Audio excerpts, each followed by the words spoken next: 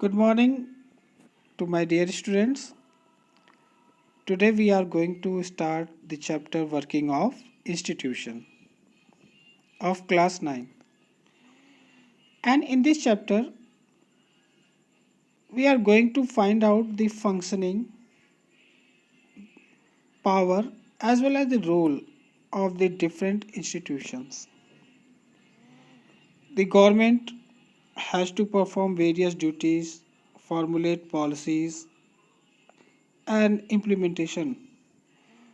So for all these they need some institutions which work for the betterment of the country. So students, let's start the first topic. How is a major policy decision taken? So for that we have an example of the Mandal Commission. To understand how the different institutions work, what are the powers they have and what are the role these institutions regarding to a policy or the program introduced or implemented by the government. So let's find out. As I told you, we have the example of Mandal Commission. So let me explain you what is the Mandal Commission. All of you are familiar, I think. There is 27% seats are reserved for the OBCs. Have you tried to find out how these seats are reserved? Who had played an important role behind this reservation system? So students, at the decade of 70s, the government realized that we should need a survey and try to identify the socially, educationally backward classes.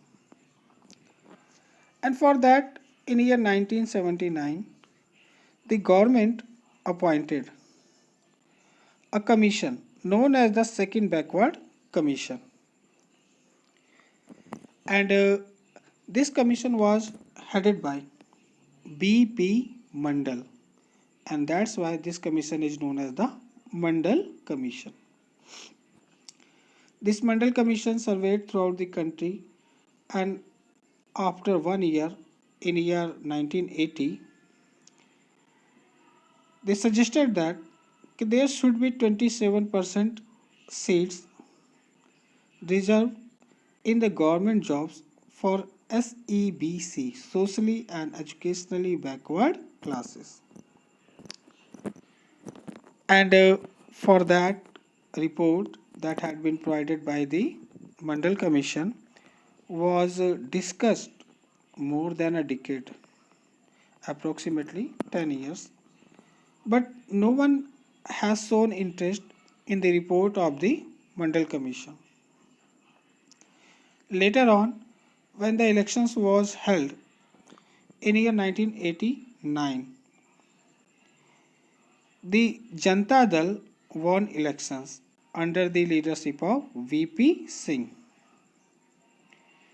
He was the Prime Minister and he decided to implement the reservation that was suggested by the Mandal Commission. And when he decided, the President announced it in the address to the Parliament. And on 6th August 1990, the Cabinet decided to implement, and the Prime Minister announced this Mandal Commission report in the both houses of Parliament. The senior officers drafted an order signed by an officer, and it became the memorandum that was issued on 13th of August 1990. And through this memorandum, the reservation had been provided to the SEBC people. As soon as the reservation had been given to these SEBC people, there was a heated debate on the issue, and it was finally taken to the supreme court. ये हिटेबल issue या हिटेबल मुद्दा इसलिए बन गया था क्योंकि इस reservation के तहत जो अपर क्लास थी वो इसके अगेंस्ट थे, क्योंकि उन्होंने इसमें ये बात रखी कि ये राइट टू इक्वल अपॉर्चुनिटी के अगेंस्ट है, जिसमें सभी को इक्वल ट्रीट नहीं किया जा रहा है। इस बात को लेके इंदिरा साहनी ने ये केस जो है सुप्रीम कोर्ट में दाखिल किया, और केस की सुनवाई जब चलनी थी वो चली रही थी। इस बीच बहुत बड़े पैमाने पे इस रिजर्वेशन का अपोज किया गया, इसका विरोध किया गया। एक काफ़ी बड़े पैमाने पर इसका जो है प्रोटेस्ट देखने को मिला, और a large number of students burn themselves. Such kind of incidents took place in the country. A kind of chaos had been spread throughout the country. But in year 1992, Supreme Court declared the Mandal order as valid. जैसा government ने implement किया था वैसा ही उन्होंने उसे valid माना, but they ask for some modification. They का मतलब यहाँ पे supreme court. And with this, the Mandal Commission report, in which he suggested to provide 27% seats to the SCBC people, had been approved, and it became a valid law in the country. Now, let's find out what are these political institutions. So, political institutions,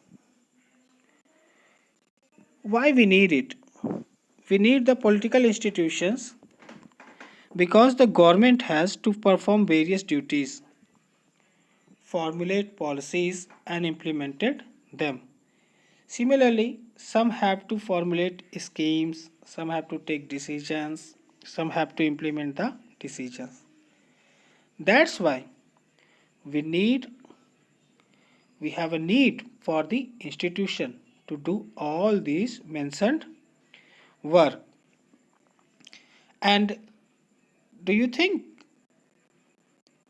that who decide that which institution have which kind of power and what kind of limitations?